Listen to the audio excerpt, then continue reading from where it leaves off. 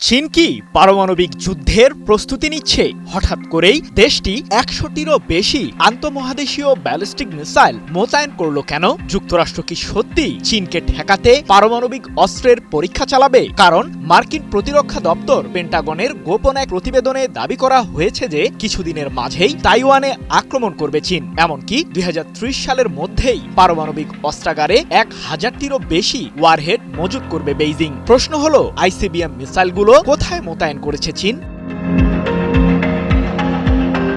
চীনের সামরিক প্রস্তুতি দেখে চরম উত্তেজনা বিরাজ করছে যুক্তরাষ্ট্রের গোয়েন্দাদের মাঝে। মার্কিন think tank bulletin of the atomic সায়েন্টিস্টের তথ্য অনুসারে চীন অন্য যে কোনো পারমাণবিক শক্তিধর দেশের তুলনায় দ্রুতই এই অস্ত্রের মজুদ বৃদ্ধি করছে।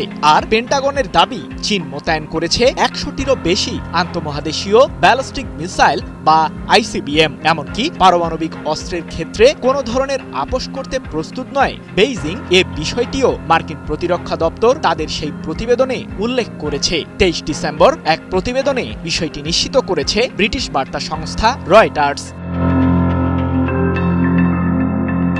ঠিক কোন জায়গায় রয়েছে চীনের সেই অত্যাধুনিক ক্ষেপণাস্ত্রগুলো? এমন প্রশ্নের উত্তরে পেন্টাগন জানিয়েছে, মঙ্গোলিয়ার সীমান্তের কাছেই রয়েছে চীনের সেই আইসিবিএম মিসাইলগুলো। যদিও এই বিষয়টিকে যুক্তরাষ্ট্র কর্তৃক আন্তর্জাতিক সম্প্রদায়ের মাঝে বিভ্রান্ত ছড়ানোর পায়তারা হিসেবেই বিবেচনা করেছে চীন।